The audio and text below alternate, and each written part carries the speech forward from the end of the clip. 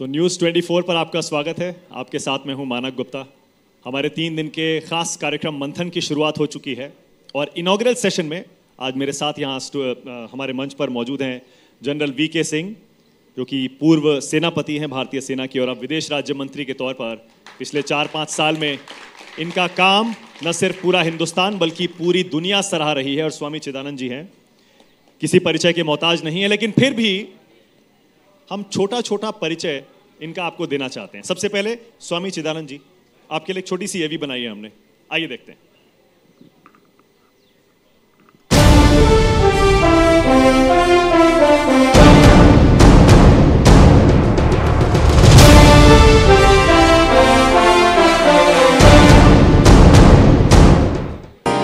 When you want to go for a journey, they say travel light.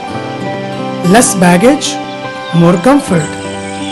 On the journey of life also, fewer desires, fewer attachments, fewer expectations means a more comfortable journey.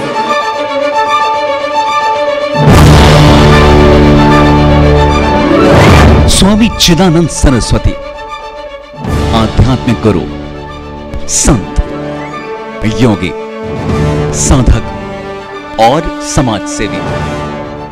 आज वो अपनी वाणी, अपने तेज और अपने प्रवचनों के माध्यम से पूरी दुनिया में पहचान बना चुके हैं।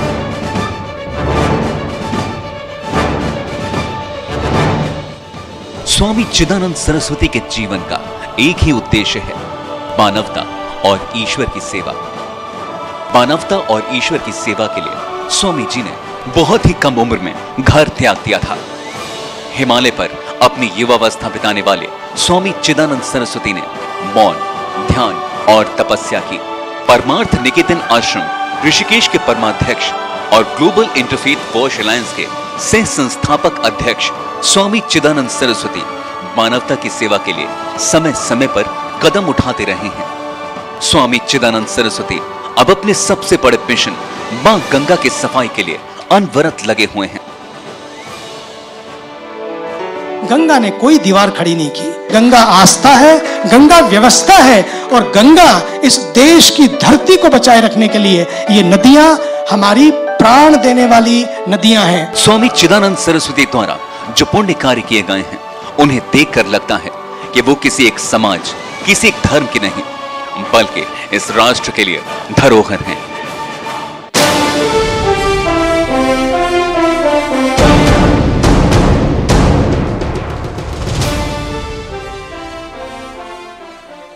स्वामी चिदानंद जी, आपका मंथन के इस मंच पर बहुत बहुत स्वागत है। स्वामी जी का परिचय सुनकर ही मन को ऐसी शांति का एहसास होता है कि बस जैसे सब कुछ ठहर सा गया है।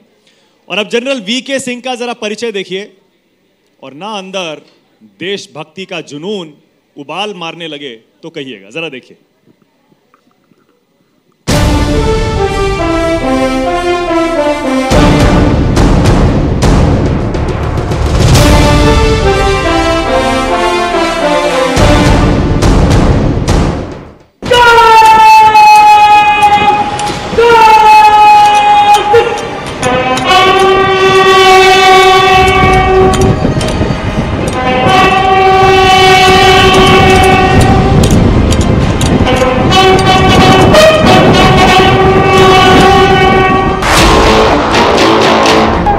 युद्ध का मैदान हो या सियासत की पथरीली जमीन, विदेश राज्य मंत्री जनरल विजय कुमार सिंह ने जहां भी कदम रखा वो विजयी हुए। पीढ़ियों से रगों में उबाल मारता फौजी खून पूर्व थल सेना अध्यक्ष जनरल वीके सिंह की पहचान है। हरियाणा के भिवानी जिले में जन्मे जनरल वीके सिंह अपने परिवार की तीसरी पीढ़ी से आते हैं, जिसने फौज की शोभा बढ़ाई है। जनरल के पिता आर्मी में ही कर्नल थे और दादा junior commissioned officer. General VK Singh ऐसे पहले आर्मी चीफ हुए जिन्होंने कमांडो की ट्रेनिंग ले रखी है। महज 20 साल की उम्र में उन्होंने 1971 के युद्ध में हिस्सा लिया था। जनरल वीके सिंह को हमेशा से मुश्किल ऑपरेशन को अंजाम देने का जिम्मा दिया जाता रहा। यही वजह है कि फौज में सेवा के दौरान उन्हें परम विशिष्ट सेवा मेडल, अति विशिष्ट सेवा मेडल और युद्ध सेवा मेडल से नवाजा गया। लेकिन जब जनरल वीके सिंह ने फौज की वर्दी उतारी, तब भी उनका देश के लिए जज्बा कम नहीं हुआ। 2012 में उन्होंने भ्रष्टाचार के खिलाफ आंदोलन में अन्ना हजारे के साथ कंधे से कंधा मिलाया। लोकनायक जयप्रकाश जी ने उस समय 1975 में जब उनसे पूछा गया था, उन्होंने कहा, मैं जब देश की समस्याओं का अवलोकन करता हूं, और मैं रिपीट कर रहा हूं, जब मैं देश की समस्याओं का अवलोकन करता हूं तो मुझे सिर्फ एक मूल समस्या दिखाई देती है जिसके कारण देश की स्थिति खराब है, और वो है भ्रष्टाचार। जनरल विधायक वीके सिंह 2014 में जनरल वीके सिंह गाजियाबाद से सांसद चुने गए। मोदी सरकार में उन्हें विदेश राज्य मंत्री की जिम्मेदारी सौंपी गई।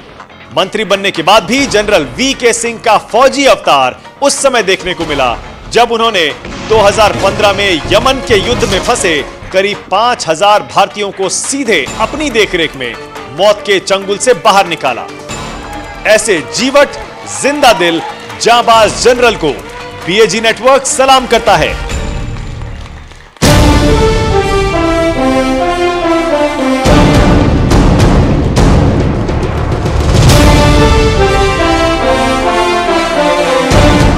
बहुत स्वागत है आपका जनरल वीके सिंह। और स्वामी जी, माइक उठा लीजिए सर, अब तो बोलने का समय आया। इतनी देर से आप खामोश थे, अब तो वैसे भी आपको तैयारी करनी है बोलने की, 2 महीने बोलना ही बोलना है सर। 2019 हमारे इस मंथन का थीम है जनरल सिंह। आपके हिसाब से युवाओं को आप क्या संदेश देना चाहेंगे? क्या ध्यान में रखकर 2019 का उन्हें अपना रोल निभाना है इस लड़ाई में? हमारे देश का भविष्य है युवा। हमारे देश की जो सुदृढ़ नींव रखी जाएगी वो इन्हीं युवाओं के द्वारा रखी जाएगी, और यही संदेश है। जितने ये मजबूत होंगे उतना देश मजबूत होगा, जितना ये आगे बढ़ेंगे उतना देश आगे बढ़ेगा। क्या बात है, एक बार जोरदार तालियां जनरल वीके सिंह के लिए। स्वामी जी, वही सवाल मेरा आपसे भी है। जैसे मैंने अपने शुरुआती परिचय में कहा था, 2019 ये बहुत अहम साल है। युवाओं को क्या ध्यान में रखना है इस साल? युवाओं को सबसे पहले ध्यान में एक बात रखनी है, ईमानदारी, वफादारी और रवादारी। इस देश के साथ जिसकी भी हो उसके साथ चलना है, ये बहुत ज़रूरी है। क्योंकि युवा अपने आप में भी ईमानदारी को पहले रख के चल रहे हैं। हमारे देश के युवा बड़े ईमानदार हैं, बहुत ईमानदार हैं, और ईमानदारी को ही वो देखना चाहते हैं। और समय आ गया है उसी ईमानदारी का दर्शन केवल भारत ही नहीं बल्कि पूरा विश्व को एक संदेश जाए कि भारत ने निश्चय किया है ईमानदारों को चुनना, ईमानदारी के साथ आगे बढ़ना और ईमानदारी को ही अपना भविष्य बनाना। अगर ये बात होती है तो मैं समझता हूँ इस देश का भविष्य केवल यहाँ तक नहीं पूरे विश्व की बुलंदियों को छुए। क्या बात है, बहुत बढ़िया। जनरल सिंह, देशभक्ति पर बड़ी बहस हो रही है आजकल। आपकी पार्टी के हिसाब से, सरकार के हिसाब से देशभक्ति की परिभाषा कुछ और है। प्रियंका गांधी कल भाषण दे रही थी, वो कह रही थी जागरूकता ही असली देशभक्ति है, कि फिजूल के मुद्दों में ना फंसे, असली मुद्दे नौकरी, किसानी और बाकी समाज में जो और प्रॉब्लम्स आ गई हैं वो सारे असली मुद्दे हैं, उनका ध्यान रखिए, वही असली देशभक्ति है।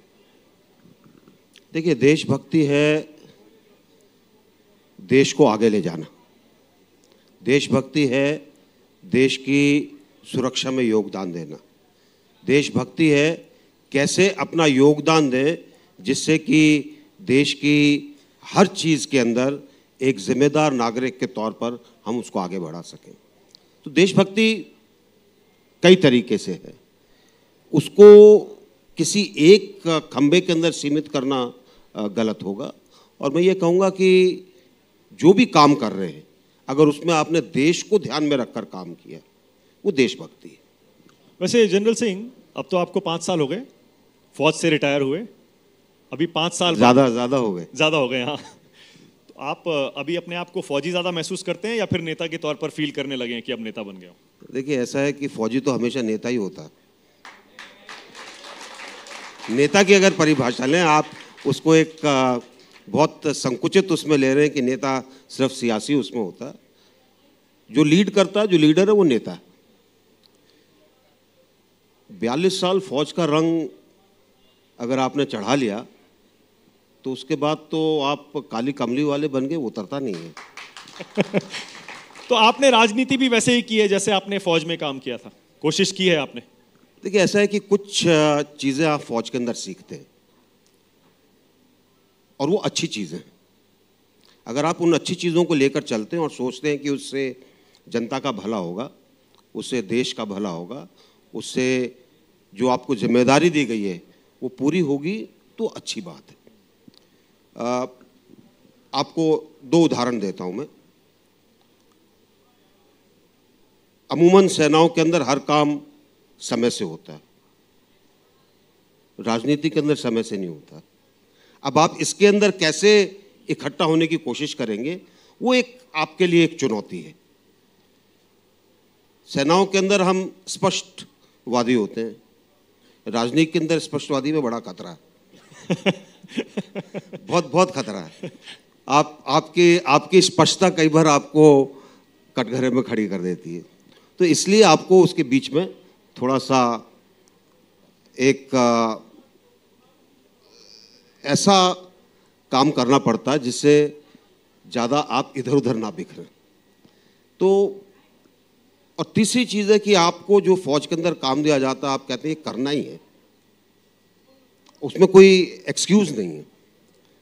राजनीति में एक्सक्यूज दे के काम चल सकता है। तो अच्छी चीज़ों को अगर आप लेकर चलेंगे, देखिए आपने पूछ लिया तो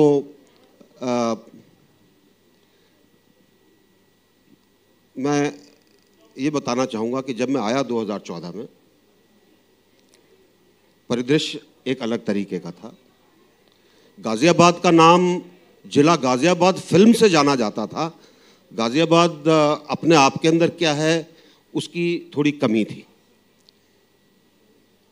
दिल्ली से, पार्लियामेंट हाउस से गाज़ियाबाद, जहाँ उसके सेंटर में अगर आप आए राजनगर में, तकरीबन 2-2.5 घंटे लगते थे। आज 35 मिनट लगते हैं। क्या बात है, बिल्कुल, ये मानना पड़ेगा, ये मानना पड़ेगा। तो बहुत चीज़ें हो गई। कहाँ गाज़ियाबाद 3-3.5 साल पहले 400 नंबर पर था सफाई के लिहाज से, आज 13वें नंबर पर है देश। कुछ तो बदलाव आया। और अगर इसके अंदर कुछ योगदान हुआ है तो मैं सोचता हूँ कि वो योगदान है जो मैंने फौज से सीखा है। ओके, इसका मतलब एक बार फिर से जनरल वीके सिंह गाजियाबाद से ही चुनाव लड़ने जा रहे हैं। आपने नहीं कहा, लेकिन मैंने फिर भी समझ लिया। स्वामी जी, आजकल 2019 का चुनावी माहौल तो शुरू हो चुका है। आपने देशभक्ति की परिभाषा जनरल वीके सिंह ने बताई, आपने भी बताई। क्या सिर्फ देशभक्ति मुद्दा रहना चाहिए क्या युवाओं के लिए? मुझे लगता है कि समय आ गया है राजनीति से राष्ट्रनीति की ओर मुड़ने का।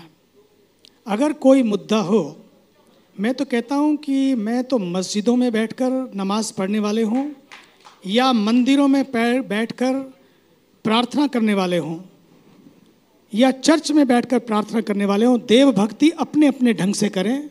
इस देश ने सबको स्वतंत्रता दी है, सबका सम्मान किया है और सम्मान ही इस देश का संविधान है।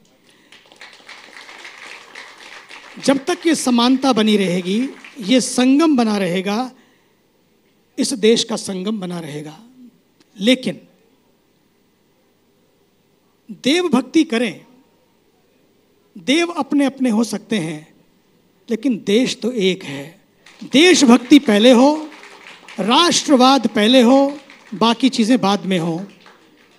पूरे देश में हमारे जवान, सच मानिए, आज जो ज्वार उनके अंदर देशभक्ति का है, अद्भुत है। वो यही चाहते हैं जो देशभक्त हो वही राज करें।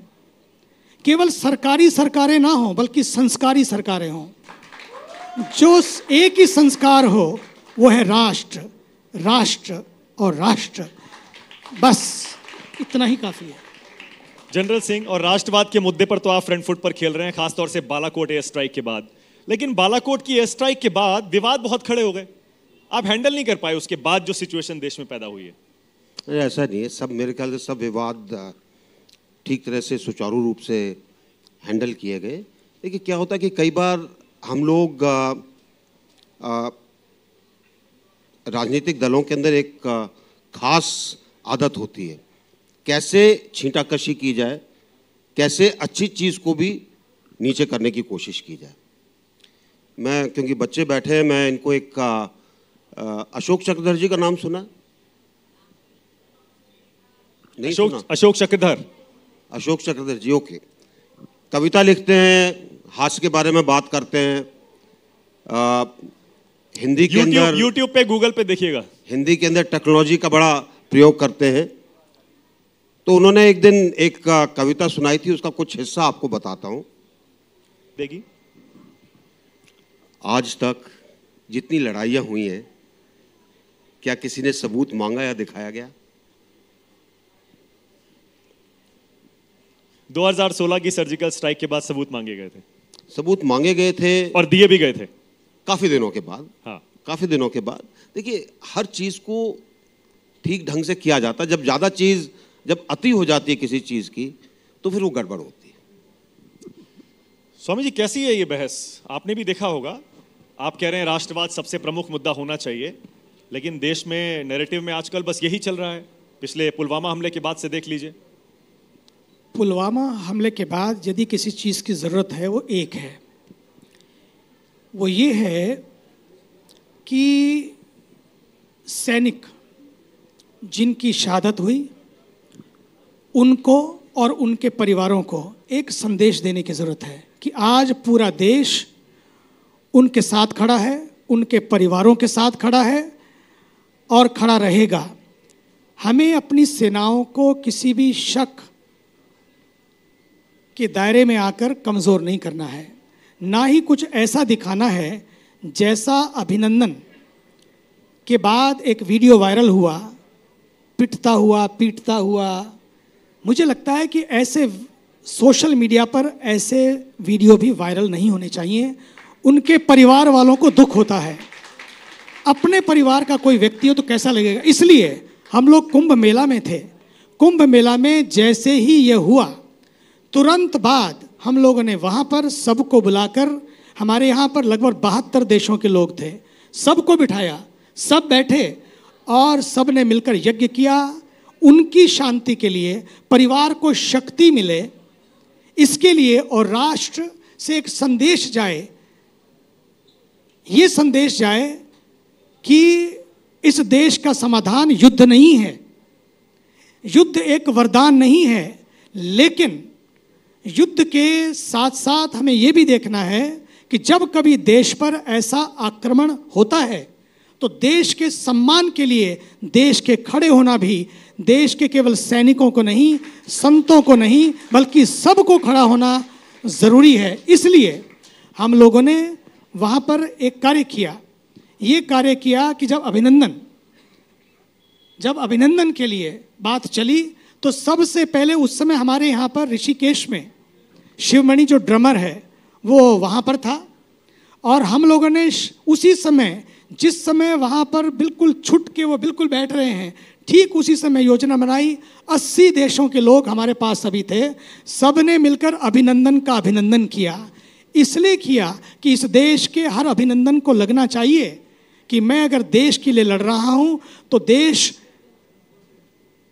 मेरे अभिनंदन के लिए नहीं, बल्कि देश के अभिनंदन के लिए, जिसके लिए मैं वंदन कर रहा हूँ, मैं अपने जान देने के लिए तैयार हूँ। और सच मानिए, ये जो कुछ हुआ इन थोड़े दिनों में, ये गौरव का विषय है, शान का विषय इंडिया के लिए कि 3 मिनट में 300। ये इसलिए नहीं कि किसी को मारने की बात है, इसलिए है कि देश के सम्मान की बात है, और उस सम्मान में देश को, सच मानिए तो India is not a piece of land, India is a land of peace. India has never attacked anyone, never attacked any country, always attracted everyone to India। और इसलिए मुझे लगता है, लेकिन उस शांति को बचाए रखने के लिए भी कई बार युद्ध करने पड़ते हैं। भगवान करे ऐसा युद्ध ना हो, क्योंकि युद्ध कभी भी किसी के लिए भी समाधान नहीं है।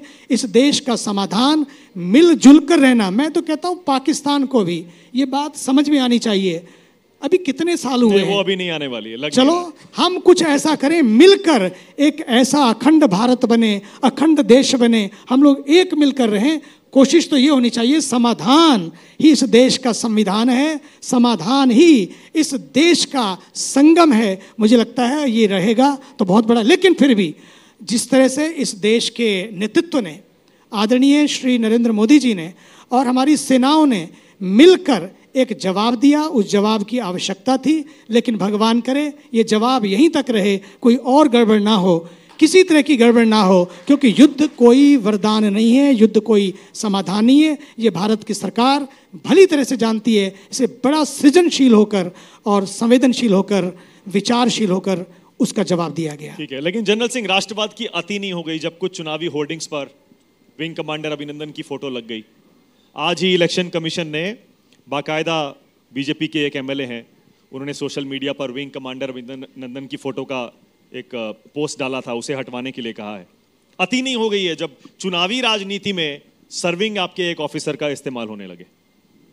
देखिए, ऐसा है कि कुछ लोगों के अंदर कई बार ज़्यादा जोश आ जाता है तो थोड़ी होश की कमी हो जाती है। इलेक्शन कमीशन है, उसका काम है मॉडल कोड को लगाना, वो लगाते रहेंगे। बाकी जहाँ तक आम नागरिक का सवाल है, जितने ये युवा यहाँ पर बैठे हैं, सबके अंदर देश प्रेम भरा हुआ, सबके अंदर कोई चीज़ होगी तो सबसे पहले ये खड़े होंगे और होना चाहिए। और मैं हमेशा कहता हूँ, जिस देश में सैनिकों का अभिनंदन नहीं होता, वो देश कभी आगे नहीं बढ़ सकता। क्या बात है। जनरल सिंह, नरेंद्र मोदी दोबारा प्रधानमंत्री बन रहे हैं?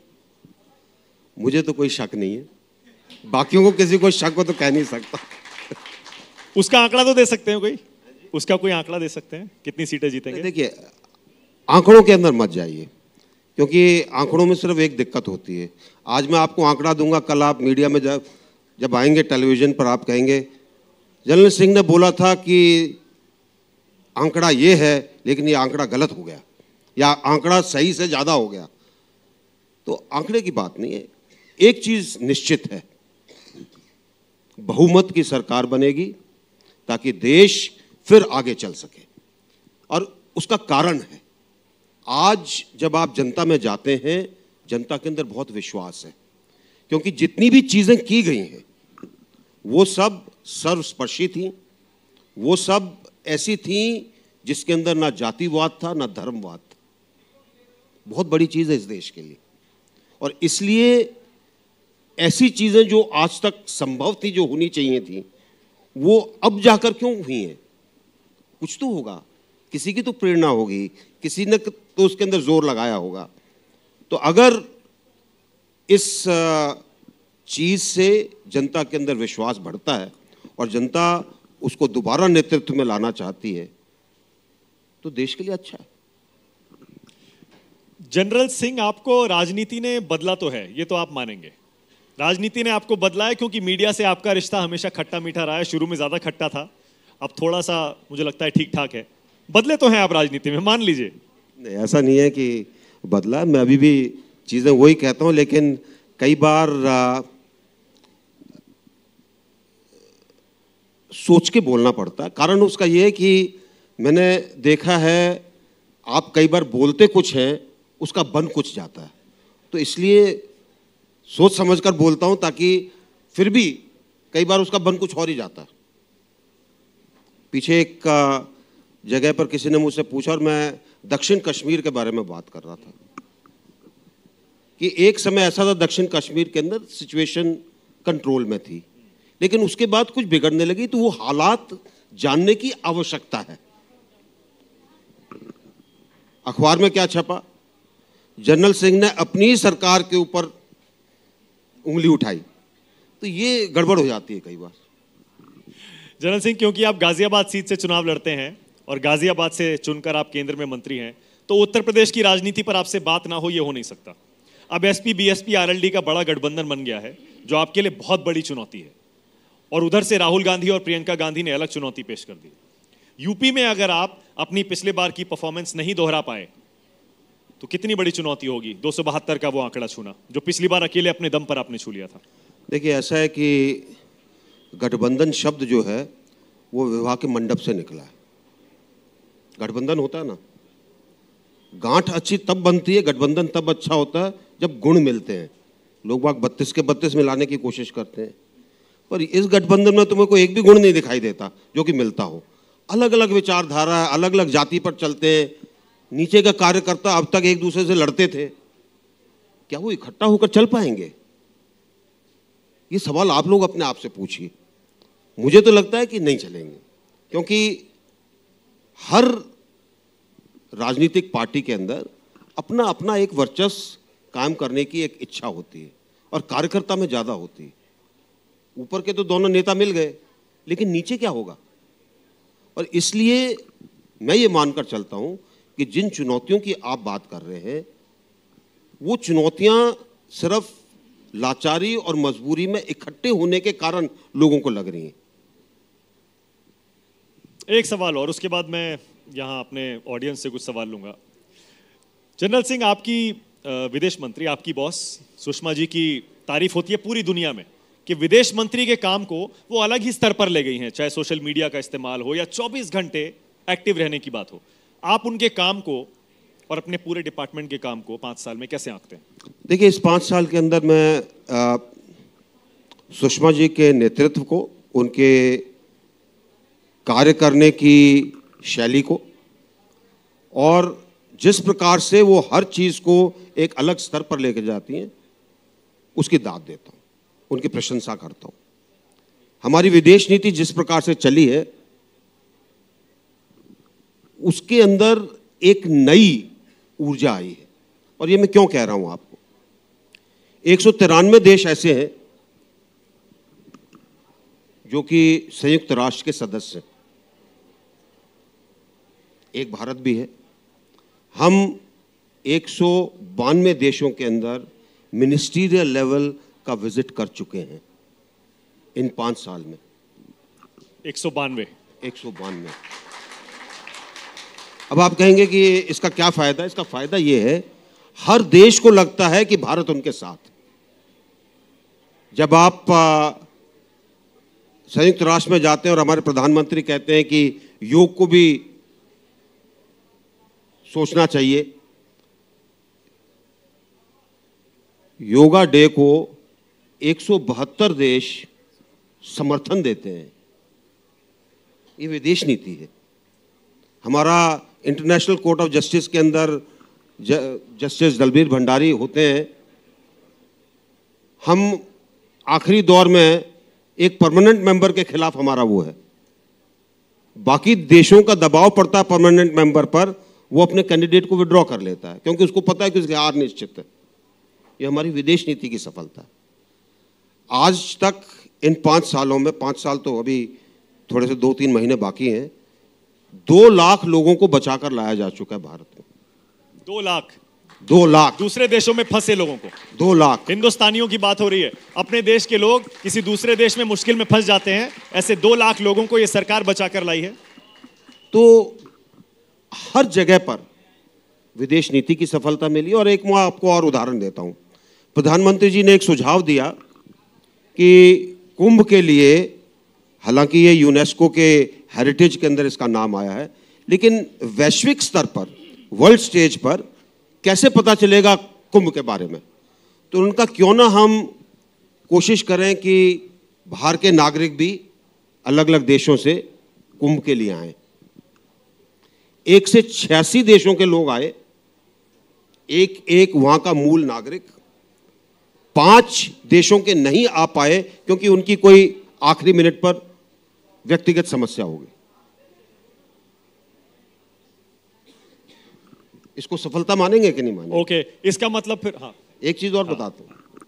प्रधानमंत्री जी ने कहा कि गांधी जी का 150वां साल है, तो क्या हम देख सकते हैं कि 150 देशों में वहां का कोई मूल गायक, वैष्णव जब को तेने कहिए, जो कि गुजराती में है, पूरा का पूरा गाए, पूरा का पूरा, नरसिंह मेहता का लिखा हुआ पूरा का पूरा गायन करे वहां का मूल नागरिक?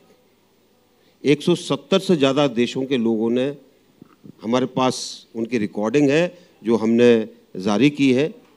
ये सुषमा जी का काम था। ओके, फिर तो इसका मतलब जनरल सिंह, इसका मतलब अगर आपकी विदेश नीति इतनी कामयाब है तो आज संयुक्त राष्ट्र सुरक्षा परिषद में मसूद अजहर को वैश्विक आतंकी घोषित करवाने में कोई दिक्कत होनी नहीं चाहिए। आज ही फैसला है उस पर। देखिए, ऐसा है कि फैसला आखिर में आकर 5 स्थायी मेंबर्स के ऊपर डिपेंड करता है, आपस में उनका जो भी है। हमें आशा है कि अब की बार जिस तरीके से चीजें हुई हैं, जिस तरीके से आतंकवाद के खिलाफ सब हैं, आशा है कि सफलता मिलेगी। चीन से कुछ बात हुई है आपकी? कोई ऐसा आपको नहीं, एश्योरेंस नहीं मिला है? सब जगह बात होती है। जहां तक एश्योरेंस है, सब देश कहते हैं जी हम आतंकवाद के खिलाफ हैं, लेकिन एक मुद्दे के ऊपर वो सोचकर बोलते हैं, जो उनकी अपनी जो उनकी नीति है उसके ऊपर चलते हैं। कोई हमको दिक्कत नहीं है। हमारा जहां तक आतंकवाद के खिलाफ जो एक हमारी मुहिम है, उसके अंदर जरूर सफलता है। पर नाकामी नहीं मानी जाएगी अगर आप नहीं करवा पाए मसूद अजहर को इंटरनेशनल टेररिस्ट? ऐसा नहीं है, नाकामी नहीं होगी। देखिए, जब कोई वोटिंग में एब्सेंट हो जाता है, वो नाकामी है क्या? वो नहीं आया, वो उसने कहा कि जी मैं इसके ऊपर शशोपंज में हूं कि करूं कि ना करूं। बहुत बहुत बड़ा संकेत दे रहे हैं आप। नहीं, बड़ा संकेत नहीं है, आप बहुत बड़ा संकेत दे रहे हैं कि हो सकता है चीन वोटिंग में हिस्सा ही ना ले। वो तो परमानेंट मेंबर है, उनको तो लेना पड़ेगा। हाँ, okay, all right. Swami ji, आतंकवाद पर मैं आपसे एक कमेंट चाह रहा हूं, क्योंकि वो आतंकवाद पूरी दुनिया की सबसे बड़ी समस्या है अभी, और 2019 के लिए खासतौर से पुलवामा हमले के बाद सबसे बड़ी प्रॉब्लम है। क्या कोई सोल्यूशन आपको दिखता है? सॉल्यूशन एक ही है, क्योंकि आतंक कोई समाधान नहीं है और विश्व समाधान मांग रहा है। केवल हमारे देश का युवा नहीं, बल्कि पूरे विश्व का युवा समाधान मांग रहा है। इसलिए आतंक को दूर करने के लिए we have to be continuously in dialogue. Very important. युद्ध के बाद भी हम रास्ते खोलते हैं, टेबल पर बैठते हैं, टेबल के चारों ओर बैठते हैं। इसलिए मेरा पूरा विश्वास है आतंक का जवाब आतंक से नहीं, आतंक का जवाब लोगों की सोच को बदलकर दिया जा सकता है। सोच को बदलने का काम बहुत ज़रूरी है। आप कल्पना नहीं कर सकते, भगवान करे युद्ध ना हो, भगवान करे युद्ध ना हो। युद्ध होगा तो सबको पता है क्या होगा, पता है, लेकिन भगवान करे युद्ध ना हो। लेकिन क्योंकि युद्ध के जो अंजाम होते हैं, इसलिए बटन दबाना तो बहुत आसान है। इनको भी पता है, इनको ये भी पता है कि बटन बहुत सारे अपने पास हैं, वहाँ 5 होंगे तो यहाँ 50 हैं। ये पता होते हुए भी बटन नहीं दबाया जा रहा, क्योंकि पता है कि युद्ध कोई समाधान नहीं है, अपने देशवासियों के लिए भी समाधान नहीं है। लेकिन उसके साथ साथ अपनी तैयारी, अपनी चौकसी, अपनी सावधानता, सजगता और संवेदनशीलता, ये भी बनाए रखना बहुत ज़रूरी है। इसलिए जो कदम उठाए जा रहे हैं बहुत सोच समझकर उठाए जा रहे हैं, ताकि पूरे विश्व को समाधान दिया जा सके। हाँ, भारत आज भी समाधानों को ही ढूंढता है। भारत आज भी एक सोच पैदा करता है संसार में, युद्ध की नहीं। वो बुद्ध का देश है, युद्ध का देश नहीं है भारत। इस समाधान के साथ जब भारत आगे बढ़ रहा है, इसलिए जवानों की करे कैसे उसको, लेकिन जब अपने देश के अंदर ही कुछ ऐसी चीज़ें हों जो तंग दिली को शो करती हों, जो अपने देश के अंदर ही कुछ ऐसे लोगों को खड़ा करती हों जहाँ पर बाहर से किसी को ढूंढने की ज़रूरत ही ना पड़ती हो, उस समय में जिंदगी केवल ना जीने का बहाना, जिंदगी केवल ना जीने का बहाना, जिंदगी केवल ना सांसों का खजाना, जिंदगी सिंदूर है पूरब दिशा का, जिंदगी का काम है सूरज उगाना। ईस्ट है तो ईस्ट ने हमेशा एक सूर्य का प्रकाश दिया है, एक सोच दी है, एक समझ दी है, और वो समझ मिलकर चलने की है, मिटाकर चलने की नहीं है। ओके, अब यहाँ से कुछ सवाल ले रहा हूँ। सुकेश, मेरे सहयोगी सुकेश और Anil Singh. Sukesh. Good morning general Singh. आजकल मौसम जो है वो एयर स्ट्राइक का है, सर्जिकल स्ट्राइक का है। आप एक डेकोरेटेड सोल्जर रहे हैं, बहुत सारे स्टूडेंट्स जानना चाहते होंगे ये, आप सेनाध्यक्ष रहे, क्या आपके नेतृत्व में कभी कोई सर्जिकल स्ट्राइक हुई? और अगर नहीं हुई तो क्या आपने इसके लिए सरकार से अनुमति मांगी थी और तत्कालीन सरकार ने आपको वो करने नहीं दिया? ऐसा है कि सेना के समय में जो कुछ मेरे कार्यकाल तक हुआ था वो यहाँ पर कैद है, वो निकल नहीं सकता। तो आपके सवाल का जवाब मैं नहीं दे सकता, क्योंकि अमूमन हम अपने ऑपरेशंस के बारे में कोई जिक्र नहीं करते। ठीक है। डीजीएमओ ने तो जब सर्जिकल स्ट्राइक हुई तो सेना के डीजीएमओ ने मेरे कार्यकाल के बाद की बात मत करिए, मेरे कार्यकाल तक की बात करिए। इसलिए मैंने कहा कि हम लोग अपनी चीज़ें अपने तक सीमित रखते हैं। ऑपरेशंस खासकर बहुत चीज़ें होती हैं, बहुत चीज़ें की जाती हैं, बहुत चीज़ें की जाएंगी, लेकिन उनके बारे में पहले भी की गई थी। मैंने कहा कि बहुत चीज़ें होती हैं, बहुत चीज़ें की जाती हैं, बहुत चीज़ें होंगी, और इनके बारे में कभी कोई बातचीत नहीं की जाती। क्योंकि आपकी सरकार में मंत्री भी और ख़ासतौर से प्रधानमंत्री भी ये कहते हैं पहले फौज के हाथ पिछली सरकारों ने बांधे हुए थे और इस सरकार ने आके फौज को खुली छूट दी है। सुकेश का सवाल वही है, क्या वाकई जब आप सर्व कर रहे थे सर एज आर्मी चीफ और कांग्रेस की सरकार थी, तब क्या वाकई आपकी फौज के हाथ बांधे हुए थे? देखिए, मैं सिर्फ ये कहूँगा कि अगर मैं एक सीक्रेट लेटर सेनाध्यक्ष के तौर पर उस समय के प्रधानमंत्री को लिखूं और वो मीडिया में आ जाए तो बातचीत नहीं करनी चाहिए। ठीक है, okay, all right. Anil Singh. General साहब, चलिए वो बात करते हैं जिस पे आप चर्चा कर सकते हैं। शहीद के परिवारों ने सबूत मांगा है।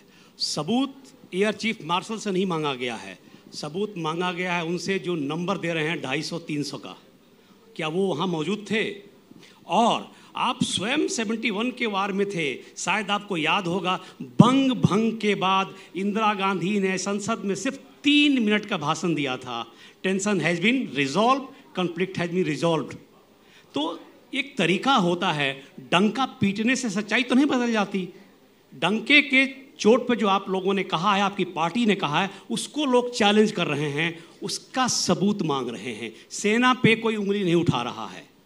देखिए, ऐसा है, जब आप सबूत की बात करते हैं उसमें सेना भी शामिल होती है, सरकार भी शामिल होती है। और मैंने थोड़ी देर पहले आपको एक्सप्लेन किया था, ऑपरेशंस का एक आंकलन होता है, काउंटिंग नहीं होती है।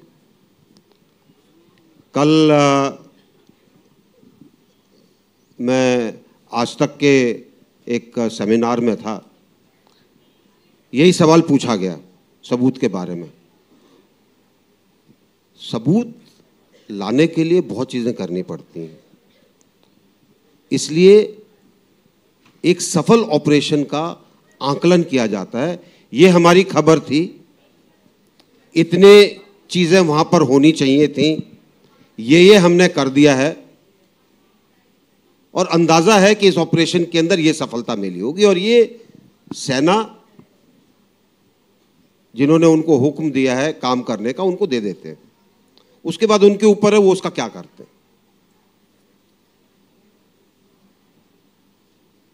मेरा अपना व्यक्तिगत आपको एक मत देता हूं, इस देश में किसी भी शहीद परिवार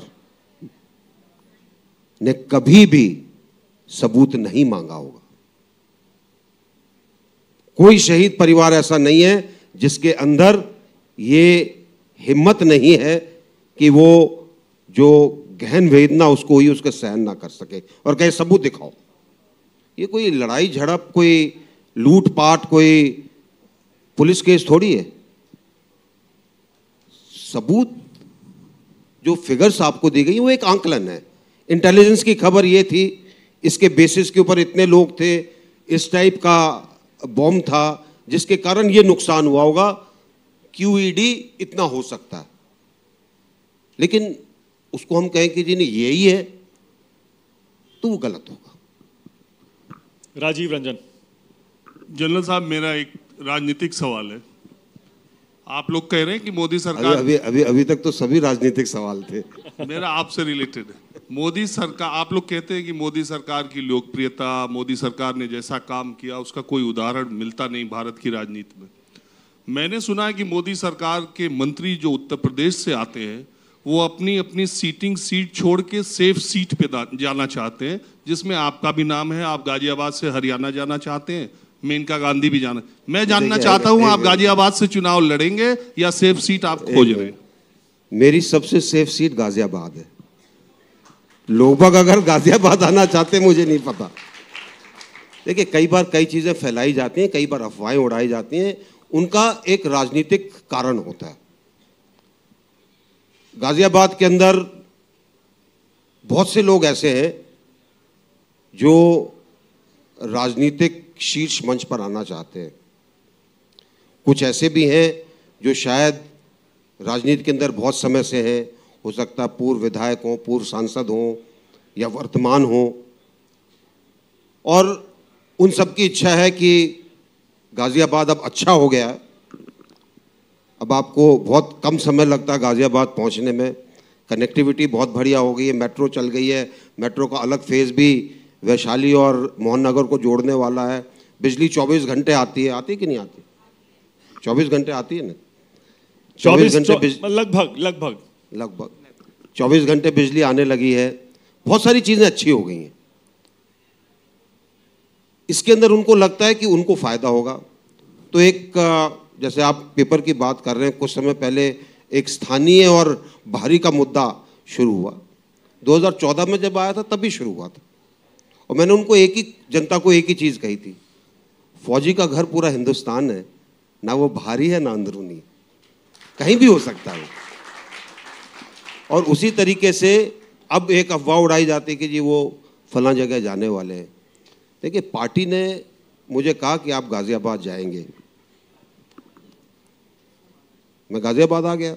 अब गाजियाबाद में काम किया है, तो अब वो घुमांतो कैटेगरी के अंदर नहीं आना, वहीं पे रहना है, वहीं पे काम करना है। एक गाजियाबाद के लिए एक तस्वीर है कि गाजियाबाद कैसा हो, और मैं आपको ये चुनौती के साथ कह सकता हूं कि जिस रफ्तार से, जिस गति से गाजियाबाद बदल रहा है, कुछ दिनों के बाद दिल्ली छोड़कर लोग बाग गाजियाबाद में बसने लगेंगे। क्या बात है। एक सेकंड, वंदना है मेरी सहयोगी, वहां से सवाल पूछेंगे। Vandana, put it on. No, put it on. I think this is not on. On करो नहीं। अच्छा, इतने यहाँ से सवाल ले लेते हैं। हाँ, बोलो बेटा। सर प्रणाम, मेरा नाम अमर है और आपको भी सर प्रणाम।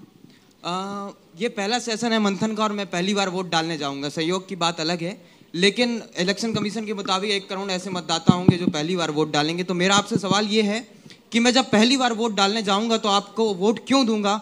क्योंकि मैंने पिछले 5 साल में कुछ चीज़ें देखी हैं। उसकी लिस्ट ये है कि मैंने ये तो देखा आपने 2 सर्जिकल स्ट्राइक करके सेना का मतलब देश का सीना चौड़ा कर दिया, लेकिन मैंने ये भी देखा कि आप उस जवान को भूल गए जिसने वो दाल फेसबुक लाइव में दिखाई थी। आपने नोटबंदी की, देश लाइन में खड़ा हो गया आपके लिए, लेकिन उसमें 121 लोग मरे और उसका परिणाम कुछ नहीं निकला। 99% वोट वापस आ गए। 121 लोग मरे? 121 लोग मरे थे। आंकड़ा ले आए यार? 121 जो नोटबंदी में 121 लोग। अच्छा, लाइन में लगने में जो लोग मरे थे। इसके बाद आप जब चुनाव में आ रहे थे, आप कह रहे थे राम मंदिर बनाएंगे, मंदिर वहीं बनाएंगे, और साल के आखिरी में आपने कह दिया कि हम सुप्रीम कोर्ट के वो जवाब आने तक कुछ नहीं करेंगे, फैसला आने तक कुछ नहीं करेंगे, प्रधानमंत्री जी ने कह दिया। ऐसी बहुत सारी लिस्ट है। और मैंने खासकर ये भी देखा कि जब रोजगार पे सवाल पूछा गया तो आपने ये भी बता दिया। मैंने नई चीज देखी कि पकौड़ा भी रोजगार है। मतलब आइजोम से निकलने के बाद अगर मैं बाहर पकौड़ा बेचूंगा तो मैम देखेंगी कि देखो मेरा स्टूडेंट पकौड़ा बेच रहा है, रोजगार बेच रहा है।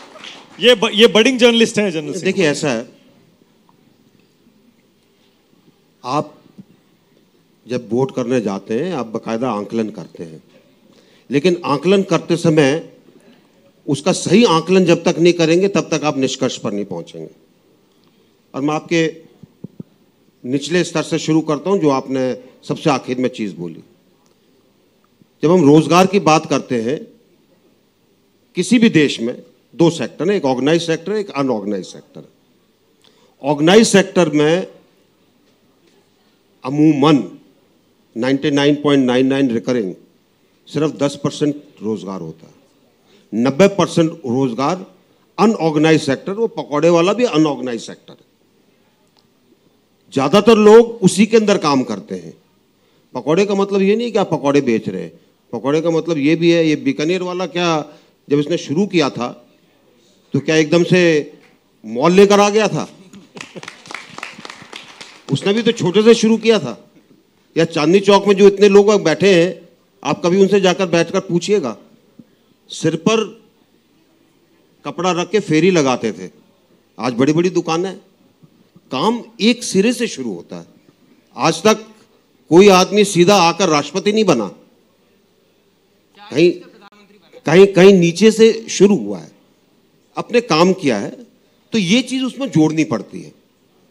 उसके बाद हम आते हैं कि क्या हुआ है क्या नहीं हुआ है। हम कहते हैं जी राम मंदिर क्यों नहीं बना? राम मंदिर का वायदा है, बनेगा।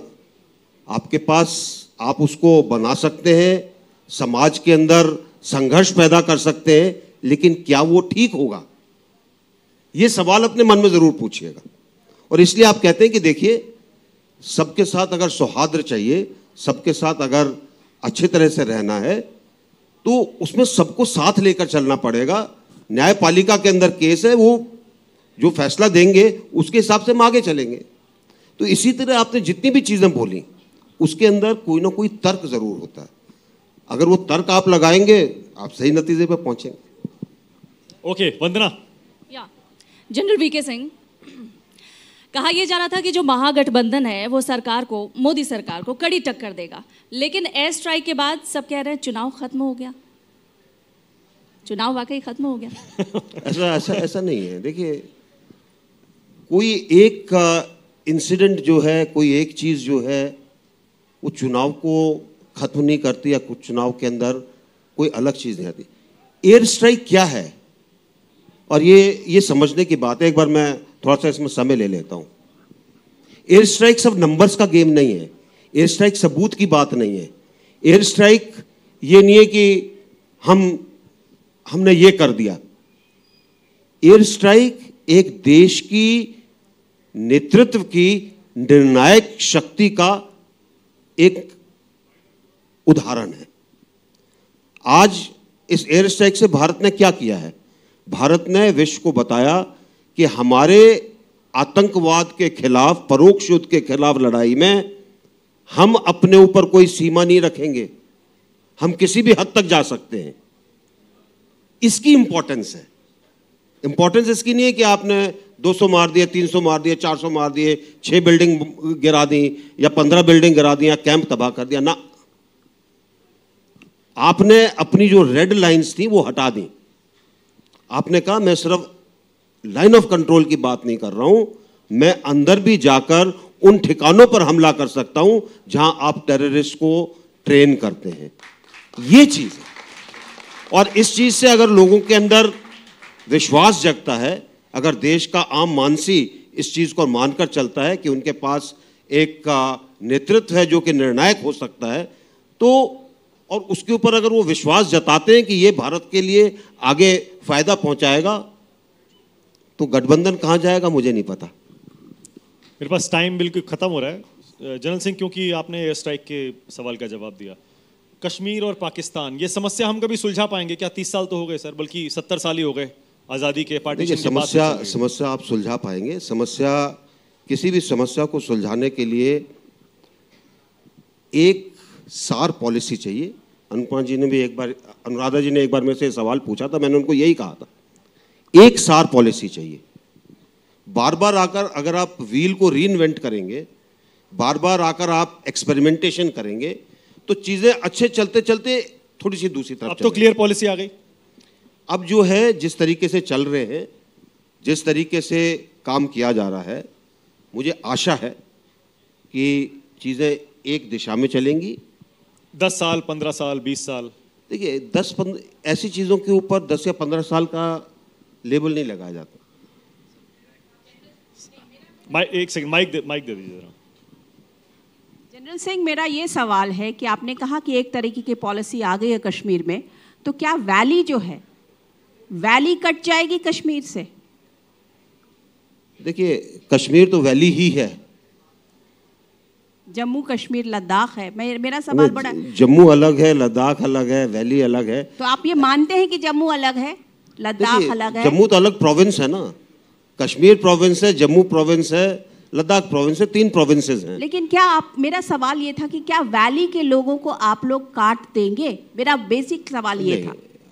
वादी के लोगों को आप काट नहीं सकते, वादी के लोगों को साथ लेकर चलना पड़ेगा। और आप अगर अवलोकन करें, जब जब कश्मीर के अंदर हालात अच्छे हुए हैं, उसमें आपने किस प्रकार से वादी के लोगों को हैंडल किया है उसके ऊपर डिपेंड करता है। और मेरा मानना है कि वादी के लोगों को आप हैंडल कर सकते हैं। मैं 12 साल कश्मीर में रहा हूँ, आज भी बहुत से कॉमन लोग वहाँ के मित्र हैं जो रिंग टेलीफोन करते हैं, मैं उनसे हाल पूछता हूँ, वो अपना हाल बताते हैं। और मैं मानकर चलता हूँ कि जो चीज़ें खराब होती हैं वो समुदाय, वो लोग एक अलग तरीके के, उनको अलग तरीके की मोटिवेशन दी जाती है, अलग तरीके का लालच दिया जाता है, जिससे कि वो करते हैं। आपको याद होगा जब मुजफ्फराबाद बस सर्विस शुरू हुई थी, 2 बसों के जाने के बाद पाकिस्तान की तरफ से हमारी लिस्टें जल्दी क्लियर नहीं की जाती थी, क्योंकि जो हमारे लोग वहाँ पर गए वो आकर कहते थे वहाँ तो कुछ भी नहीं है, हमारे यहाँ हॉस्पिटल अच्छा है, हमारे यहाँ कॉलेज अच्छा है, हमारे यहाँ तो सब सुविधाएं हैं। वो कैसा पाकिस्तान है जो उन्होंने ऑक्यूपाई कर रखा है? पाकिस्तान वालों ने हमारे लोगों को कम कर दिया जाना। तो ये कई चीज़ें हैं जिसके बारे में आप कर सकते हैं, जिससे आप पूरी की पूरे जम्मू और कश्मीर को साथ लेकर चल सकते हैं। आखिरी सवाल है, last question. Hello Swami ji, आपके तरफ समाज एक ये रखता है कि आप समाज को एक दिशा देते हैं। अभी कुछ देर पहले आपने कहा कि 3 सेकंड में 300। मुझे नेताओं के बात पे बिल्कुल भरोसा नहीं होता है। मैं जानना चाहता हूं कि आपका ये सोर्स कहाँ था सर? अगर आप नेताओं की बात पे भरोसा करते हैं तो फिर बताइए कि वो 2014 में की गए वादे कहाँ गए? आप 3 सेकंड में जो 300 कहे, इस इंफॉर्मेशन का सोर्स क्या है? जो सूचना मीडिया के द्वारा पूरे देश को दी गई। मैं मीडिया में जब कोई बात आती है तो मैं मानता हूं कि मीडिया गंभीर है, और मीडिया के आप स्टूडेंट हैं। इसी से शुरुआत करिए कि मीडिया से क्या परोसना है। मीडिया से भी दिशा मिलती है, लेकिन क्या मीडिया को भी दिशा चाहिए? यदि ऐसा है कि ये सवाल जो मेरे मन में उठा है, जो जवाब मैंने दिया है, वो जवाब तैयारी तो वहीं से हुई। मैं तो, मेरे पास तो टीवी भी नहीं है आज तक, ना अमेरिका में ना यहाँ। क्या पढ़ा, उसे देखा सवेरे की हेडलाइन को पेपर में, और उसी से देश का मानस बनता है। जिम्मेदारी is not the breaking news, is a making news. You can become the news, not bring the news. How you can be the news? You have to make sure कि मैं क्या परोसना चाहता हूँ देश को। देश को एक तो वो परोसा जाता है जो देश के भरोसे को कायम करे, वो बहुत ज़रूरी है। देश को वो परोसा जाना चाहिए जो देश को एक साथ खड़ा कर दे। हो सकता है मिसलीडिंग सूचनाएं भी आ सकती हैं, लेकिन हमें क्या करना है, उन सूचनाओं से भी अपने आप को कैसे सशक्त बनाना है और पूरे देश को सशक्त मैसेज देना, ये बहुत जरूरी है। तो ऐसा नहीं, मेरा मानना ऐसा है। स्वामी जी, आपने मीडिया पे भरोसा दिखाया, इसके लिए आपका बहुत आभार है। लेकिन क्या आपको आपके देश के सेनाओं पे भरोसा नहीं है जो ऐसा कुछ वादा किया ही नहीं कि 3 सेकंड में 300? दे दो प्लीज, हो गया। स्वामी जी हैं और वो क्या कह रहे हैं, आपने उनका जवाब नहीं सुना। आपने कहा आंकड़ा कहां से आया, इन्होंने आप ही के ऊपर डाल दिया। आप भी मीडिया का हिस्सा हो ना। चलिए, लेकिन अनुराधा जी, आप तो ये मानेंगी कि जनरल वीके सिंह वाकई जनरल से पूरे नेता बन गए। बिल्कुल बिल्कुल।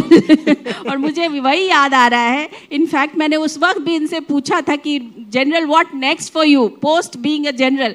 बोले देश की सेवा करता रहूंगा। मैंने कहा क्या इरादा है पॉलिटिक्स में जाने का? तब वो धीरे से मुस्कुरा दिए थे।